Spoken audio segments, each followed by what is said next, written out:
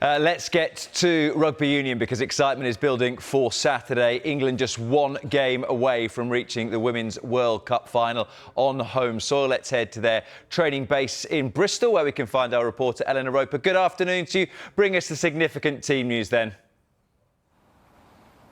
Yes, plenty of excitement here in Bristol, and John Mitchell making 4 changes to the team that beat Scotland in their quarter-final last weekend. And I think the headline is that Ellie Kildunne, the World Player of the Year, she returns from a concussion and is straight back into the starting 15.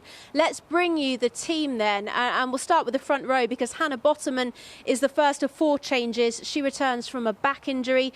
She lines up alongside Amy Cockayne, Maud Muir, Morwenna Tulling. Abbie Ward is back in. She replaces Rosie Gallagher. Zoe Aldcroft will captain the side alongside Sadia Kabea and Alex Matthews in that back row.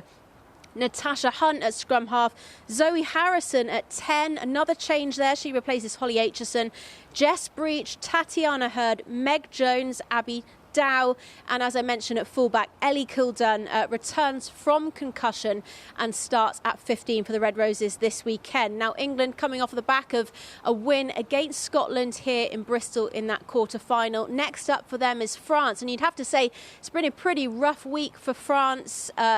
They've been making the headlines after one of their players bit Ireland's Aoife Wafer in their quarter-final. She's now banned for 9 matches. France also without their co-captain.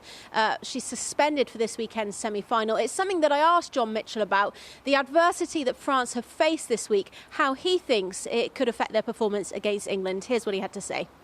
I'm okay to share with you how I try and understand their psychology, because how would you respond if you had two red cards, some uncertainty around 2 HIAs, and then I think they've had sickness in the camp as well, and they've dealt with that adversity, or had to endure that adversity, and then they've obviously got themselves into a semi-final and they navigated themselves out of a difficult situation against Ireland.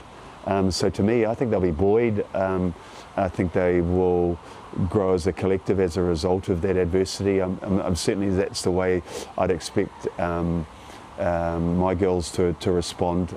So I think France will definitely respond, because they've got an opportunity to progress in this tournament just like us. So I think it's going to be a great semi-final. Now, there is no doubt that there is enormous pressure on this England side. 31 test matches unbeaten as it stands.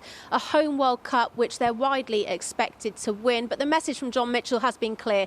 They've got to earn the right every weekend, and that's what they'll look to do this weekend as they take on France here in Bristol this Saturday.